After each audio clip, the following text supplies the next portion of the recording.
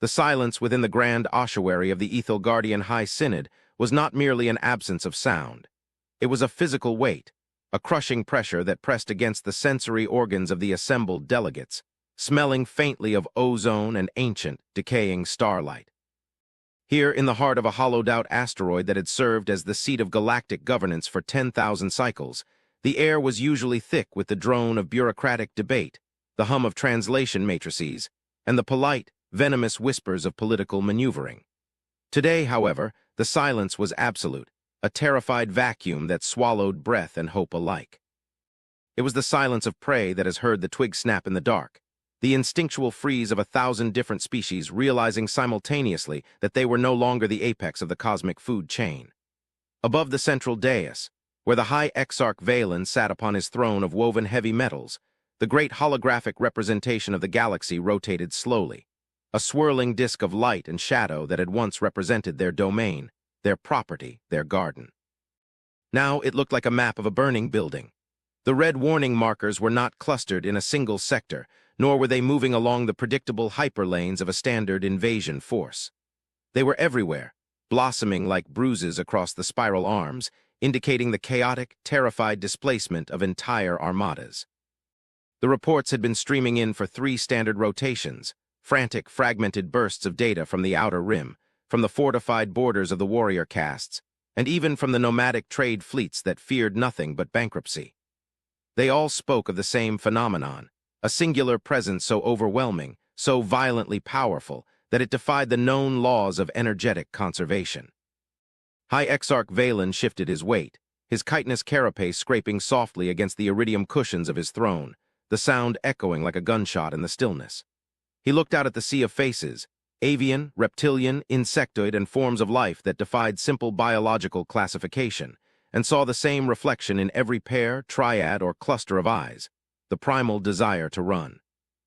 It was a humiliating realization for the Ethel Guardian Concordat, an empire that spanned hundreds of systems, an empire that had crushed rebellions, terraformed inhospitable rocks into paradises, and unlocked the secrets of zero-point energy. They were the masters of the known universe, the architects of order, the benevolent dictators of peace.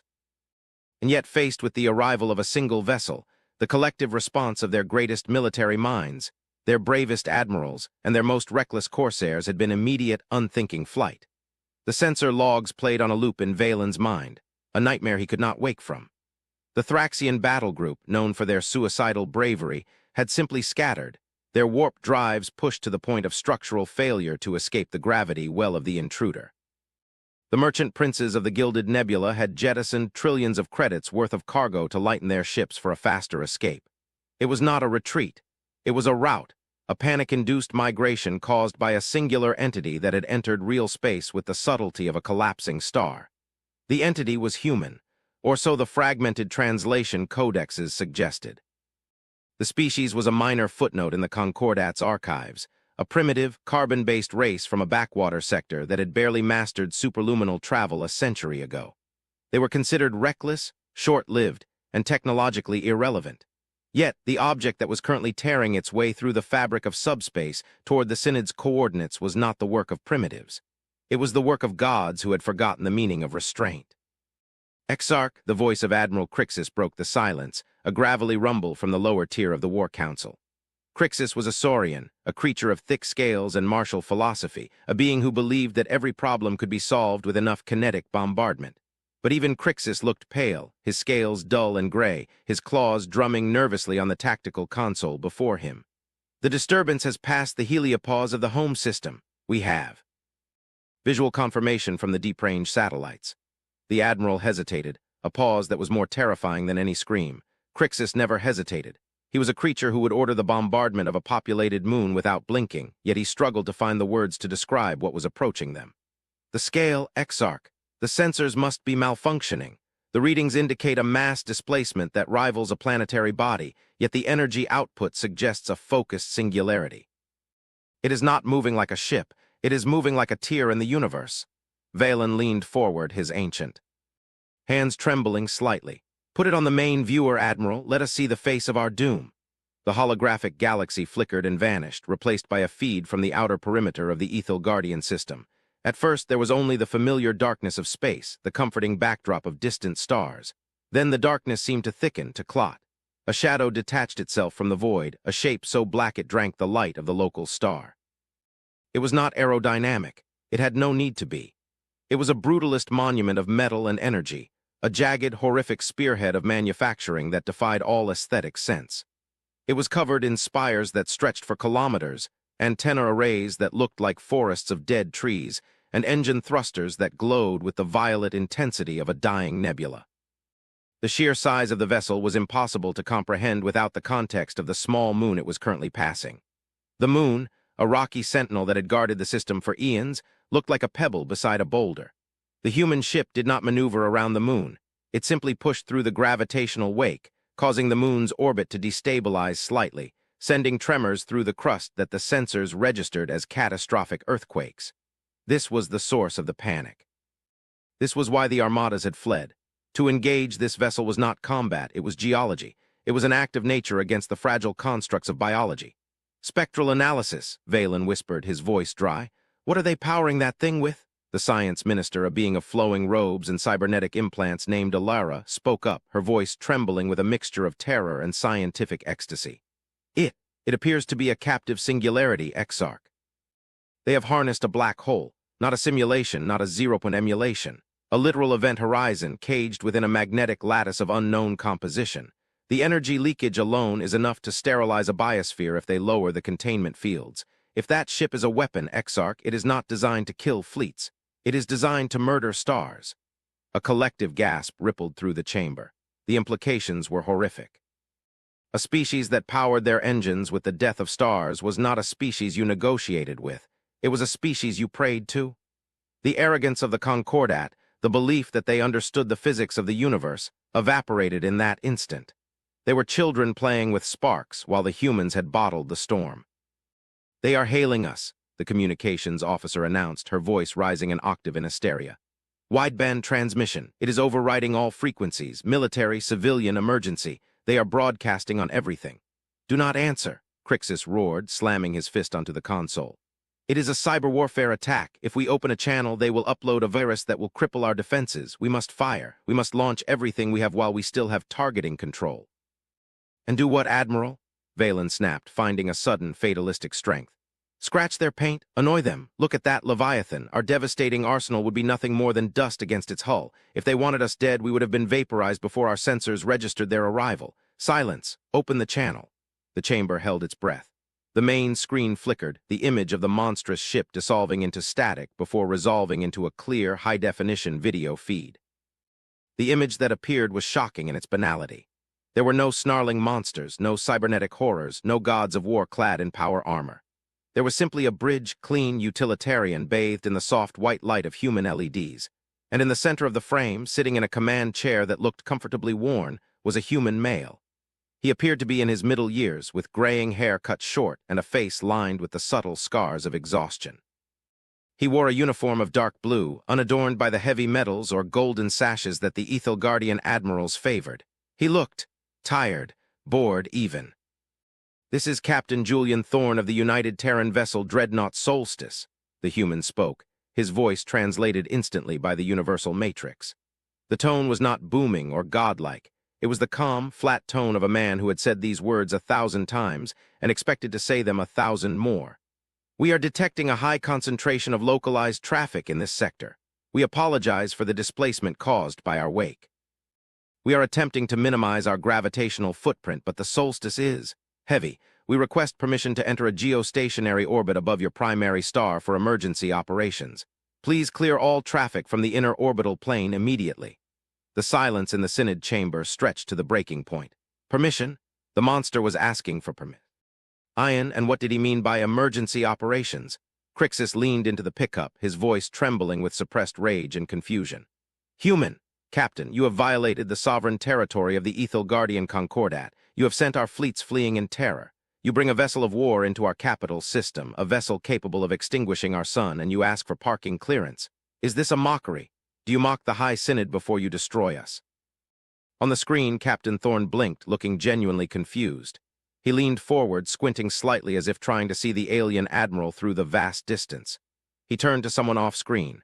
"LT, Evans, did we leave the main weapon arrays active? Are the targeting scanners pinging them?" A muffled voice replied from the background. "Negative, sir. All batteries are cold. Shields are at navigation density only. We're running as passive as a rock." Thorne turned back to the camera, his expression softening into something like pity. "Admiral, I think there has been a misunderstanding. The Solstice is not a warship. I mean, technically it has defensive capabilities, but that's not why we're here. And we didn't chase your fleets away. We broadcasted a standard navigational hazard warning 3 days ago. If your ships ran, that was their choice. We are here because your star, Ethelgard Prime, is exhibiting pre-supernova fluctuations in its chromospheric layer. If we don't stabilize it within the next 6 standard hours, this entire system is going to be incinerated." The statement hung in the air, absurd and terrifying. Ethelgard Prime was a stable main-sequence star. It had burned for billions of years and was predicted to burn for billions more. The idea that it was dying was ludicrous. And the idea that this human ship, this nightmare of jagged metal, was a repair vessel was even more insane. "Lies," Crixus hissed. "A deception to lower our shields. Our solar scientists monitor the star constantly. There is no instability. You are here to conquer." Captain Thorne sighed, a long, weary exhalation that spoke volumes about his opinion of galactic politics. "Look, Admiral, I don't have time to argue astrophysics with you. Your sensors are calibrated to detect fusion variants in the core. That's standard tech. But what you're missing is the subspatial decay in the corona caused by the dimensional rift opening behind the sun. You can't see it because you don't look for it. We do, because we hunt them." Thorne tapped a command on his armrest. "I'm sending you a data packet. Raw telemetry. Have your science minister look at it. But make it quick. We're beginning the injection sequence in 10 minutes with or without your permission. I'd prefer with, because the gravitational recoil might shatter your orbital habitats if we don't synchronize our shields with yours." Exarch Valen turned to Alara. "Analyze it, now." The science minister's fingers flew across her interface, her eyes widening as the data streamed in. It was dense, complex, far beyond their current understanding of hyperphysics, yet the math was undeniable. The humans were tracking a dimensional fault line, a microscopic tear in reality that was feeding on the star's energy, growing like a cancer. It was invisible to their sensors, but the human data rendered it in terrifying clarity. The star was not just dying, it was being eaten. He speaks the truth, Exarch," Alara whispered, horror dawning on her face. "The readings match the fluctuations we dismissed as sensor ghosts for the last cycle. The star is being drained. Collapse is imminent. If they do not intervene, the core will implode before the rotation is complete." Valen felt the blood drain from his face. The humans were not conquerors. They were paramedics. And the Ethel Guardians were the patients who had been screaming at the doctor while bleeding to death. "Captain Thorne," Valen said, his voice humbled, stripped of its imperial grandeur. We were unaware. Our fleets fled because they feared your vessel. We believed it to be the great destroyer of prophecy. You must understand the scale of your ship. It radiates fear." Thorne nodded, a sad smile touching his lips. "We get that a lot. The Solstice wasn't built to look pretty. It was built to survive, and it was built to hold the line." "Hold the line against what?" Alara asked, her scientific curiosity overriding her fear. "You speak of rifts. You speak of hunting. Is this ship a weapon against nature itself?" Thorne's face hardened. The boredom vanished, replaced by a steely intensity that sent a chill through the chamber. "Nature is chaotic, Minister. But it's not malicious. What we fight is, the rift eating your sun isn't a natural phenomenon. It's a breach, a probing attack." He leaned back, the lights of the bridge reflecting in his eyes. "We build our ships this big not to intimidate you. We build them this big because the things on the other side of those rifts are bigger, and they are hungry." The transmission cut to a tactical view. The Solstice began to move. If its arrival had been terrifying, its activation was awe-inspiring. The massive spines along the hull began to separate, sliding open to reveal pulsing cores of white-hot energy. The weapon ports that Crixus had feared were indeed cannons, but they did not fire plasma or kinetic slugs. They fired concentrated beams of gravitons, heavy particles that latched onto the star's surface like anchors. The ship groaned, a sound that vibrated through the vacuum, picked up by the hull sensors of the Synod station. It was the sound of metal under stress, of engines fighting the pull of a star. "Deploying solar anchors," Thorne's voice came over the audio link, professional and tight. "Injecting stabilization matrix. This is going to get bright. I suggest you dim your viewports." The warning was necessary. A beam of pure, blinding light erupted from the prow of the Solstice, striking the sun. It was not a destructive beam, but a transfusive one. The humans were pumping energy into the star, cauterizing the wound in reality. The station's shields flared as the backlash hit, a wave of radiation that would have cooked the station if not for the human ship absorbing the brunt of the impact.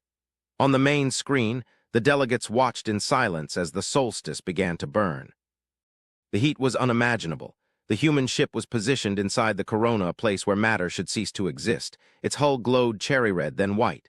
Sections of the outer armor ablated, peeling away like dead skin to reveal the reinforced skeleton beneath. "They are dying," Crixus whispered, his aggression replaced by shock. "They are burning their ship to save us. Why? We threatened them. We prepared to fire on them."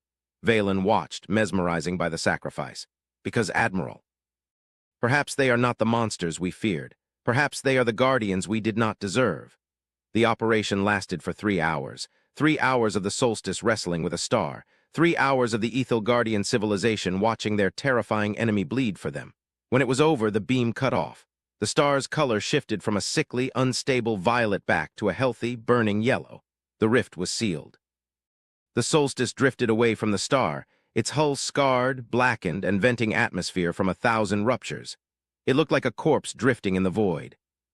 "Captain Thorne," Valen called out, his voice trembling. "Status report. Do you require assistance? We can mobilize our repair crews. We have medical frigates standing by." The screen flickered back to life. The bridge of the solstice was dark, lit only by emergency red strobes. Sparks rained down from the ceiling and smoke obscured the background. Captain Thorne was still in his chair, wiping soot from his forehead. He looked exhausted but alive. "We're operational, Exarch, just a little toasted." "The solstice is tough. She's taken worse." He coughed, waving away the smoke. "The star is stable. The breach is sealed. We'll need to hang out in your outer belt for a few days to cycle our heat sinks and patch the hull if that's all right with you." "All right." Valen stood up, spreading his arms. "Captain, you have saved our home. You have saved our history. The resources of the Concordat are at your disposal. Anything you need, but I must ask, you said the breach was an attack. You said you hunt them."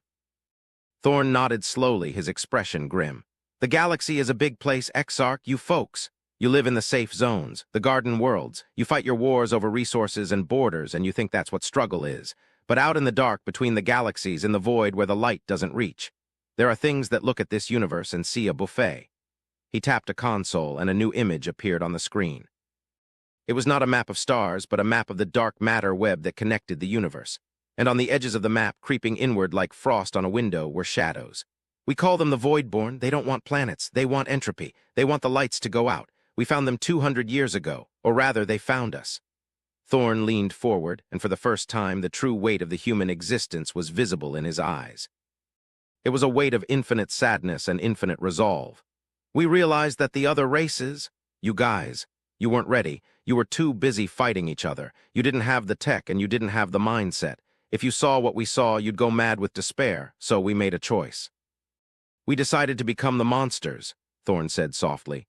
"We built ships that look like nightmares so that when we arrive, the enemy hesitates. We built weapons that crack planets so that we can kill things that are bigger than planets. We armored ourselves in the terrifying aesthetics of war so that we could do the dirty work in the dark while you all played in the light." The realization hit Valen like a physical blow. The humans had not been hiding. They had been standing guard. The isolation, the silence of the human sector, the terrifying rumors. It was all a firewall.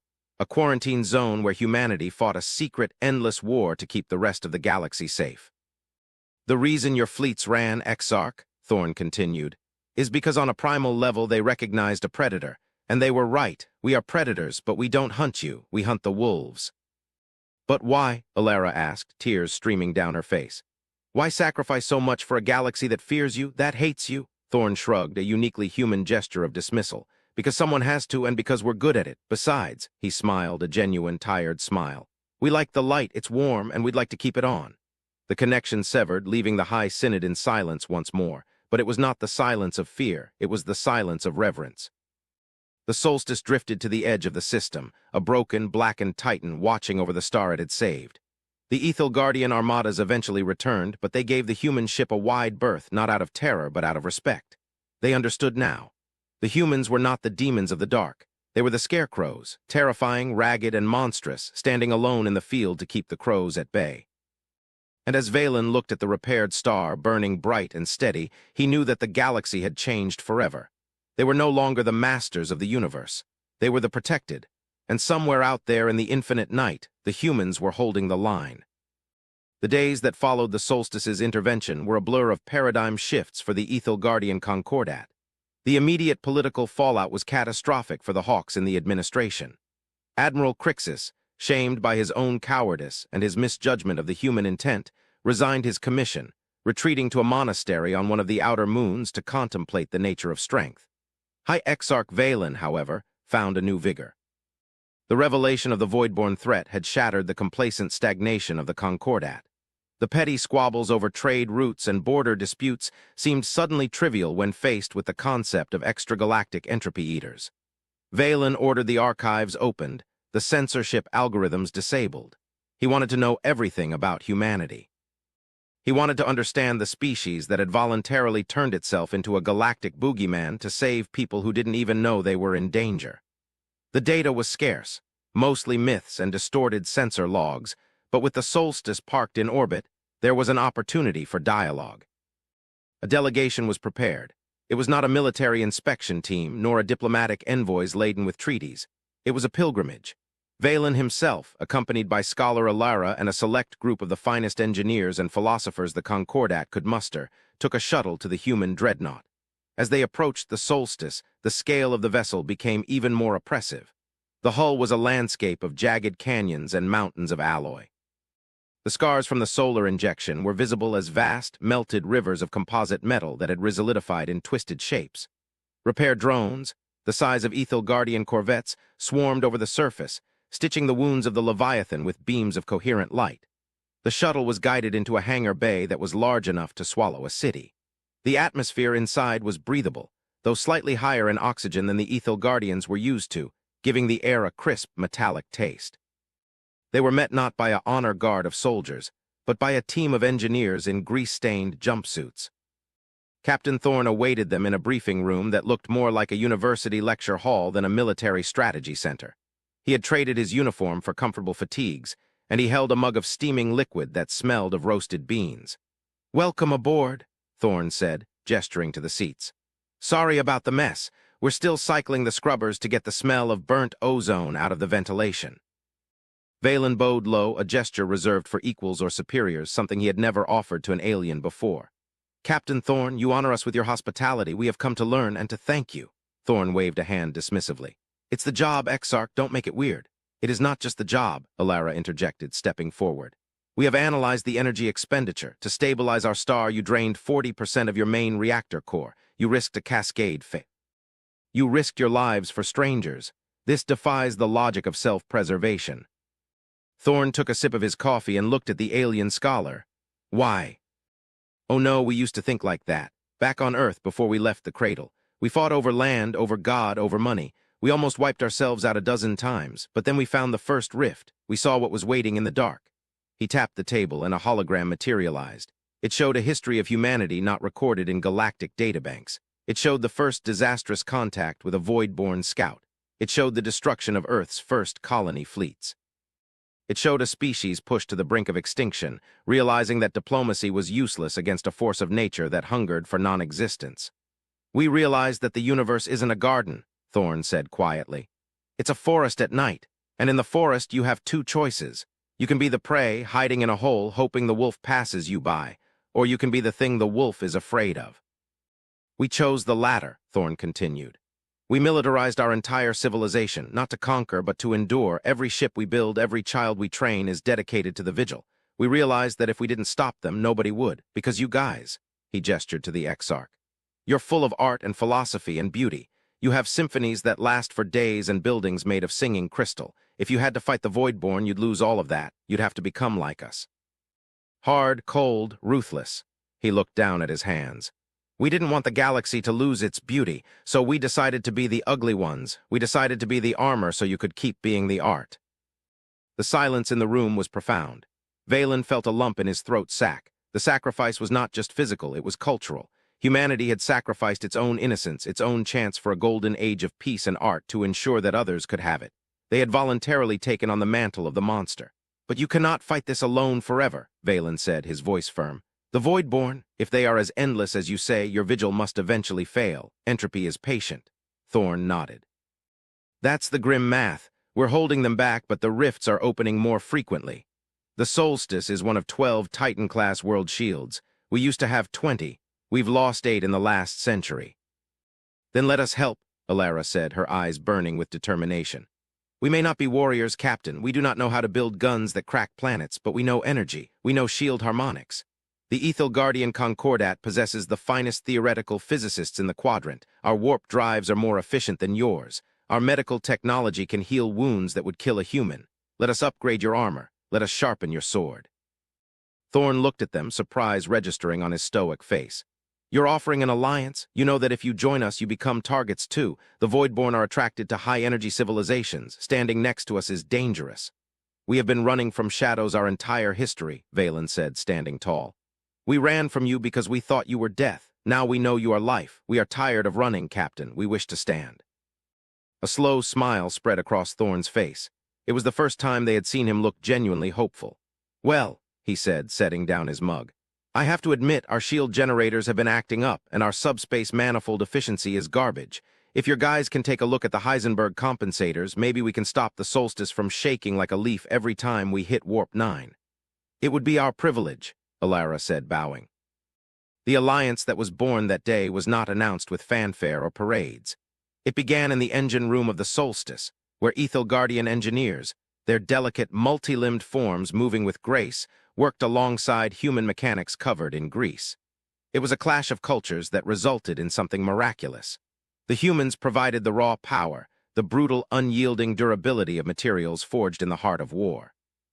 The Ethel Guardians provided the finesse, the elegant mathematics that optimized energy flow and harmonized shield frequencies. Within a week, the Solstice was not just repaired, it was evolved.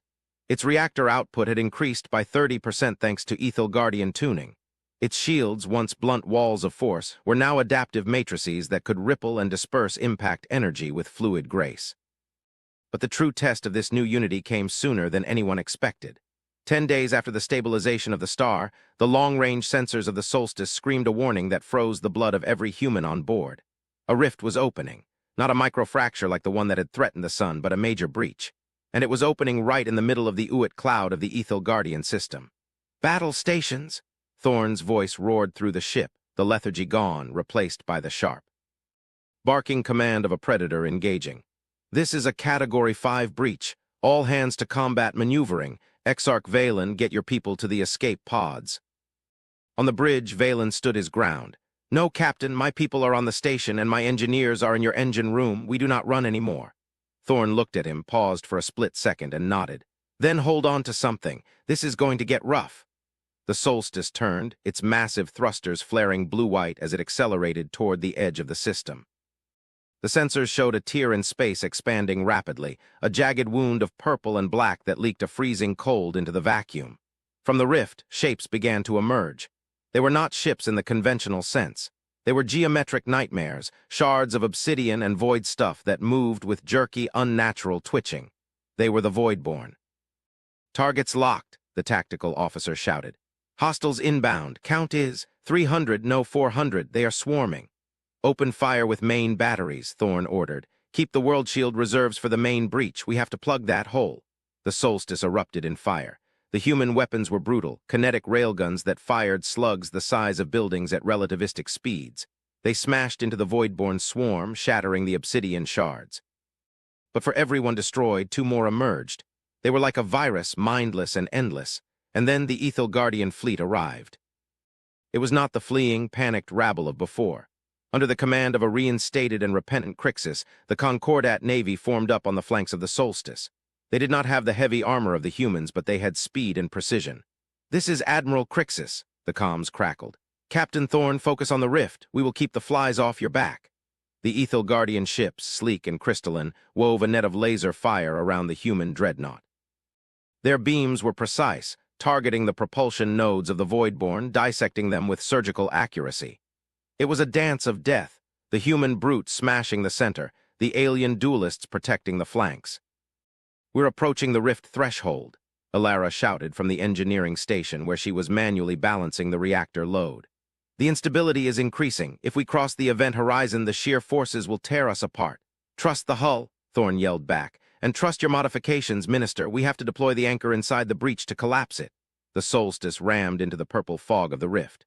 The universe seemed to scream, the laws of physics twisted. Gravity pulled in 3 directions at once. The hull groaned, metals screaming in protest. But the new shields, the Ethel Guardian-enhanced matrix, held. They glowed a brilliant gold, rippling like water, absorbing the entropy that tried to unmake the ship. Deploying Singularity Anchor. Thorne slammed his hand onto the activation key. The ship shuddered violently as it ejected a device from its belly, a sphere of condensed matter that acted as a gravitational counterweight. Detonating in 3, 2, 1. A flash of inverse light, darkness brighter than the sun, engulfed the view screen. The rift imploded. The suction was immense, dragging the void-born shards back into the hell they came from. The solstice fired its emergency retro thrusters, fighting the pull, straining every bolt and rivet. "Power to engines, give me 110%, Thorne roared. "We can give you 120%, Alara replied, her fingers dancing across the alien interface she had jury-rigged into the human console. "Bypassing safety limiters, now." With a roar that was felt rather than heard, the solstice surged forward, breaking free of the rift's gravity well just as it snapped shut. The silence of normal space returned. The debris of the Voidborn floated harmlessly in the void. The human ship was battered, its armor pitted and scorched, but it was whole. And flanking it were the ships of the Concordat, scarred but standing proud. Thorne slumped back in his chair, letting out a breath he felt like he'd been holding for a century. He looked over at Valen, who was gripping the railing of the command deck, his knuckles white. "Nice flying, Exarch," Thorne grunted. Valen smoothed his robes, regaining his composure. "And nice shooting, Captain."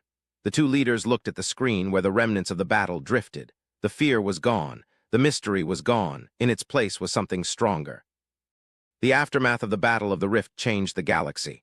The warship so deadly was no longer a symbol of terror. It became a symbol of the Pact. The Ethel Guardian Concordat formally entered into an alliance with the Terran Union. They spread the word to the other races, the warrior castes, the trade guilds, the hive minds. They told them the truth, that the humans were not the enemy. They were the shield, and shields needed support. The story ends not with a final battle, but with a new beginning. We see a shipyard, vast and complex, orbiting a neutral star.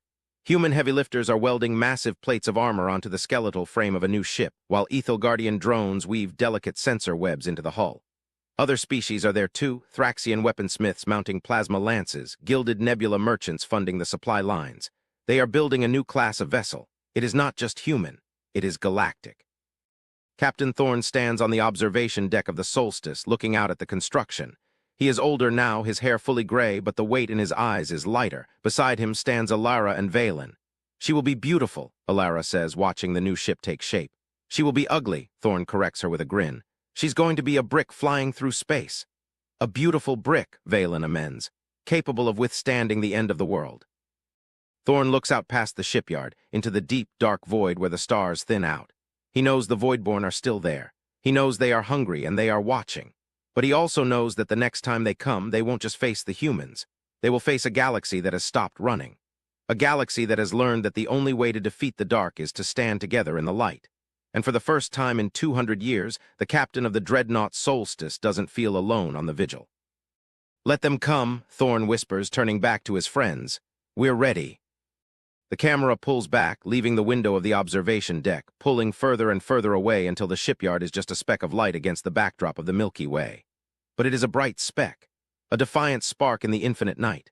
And as the view fades to black, the hum of the engines, a harmony of human grit and alien grace, lingers like a promise. The galaxy's response was no longer to run. Its response was to fight. And in that unity, they found a power far deadlier than any warship. They found hope.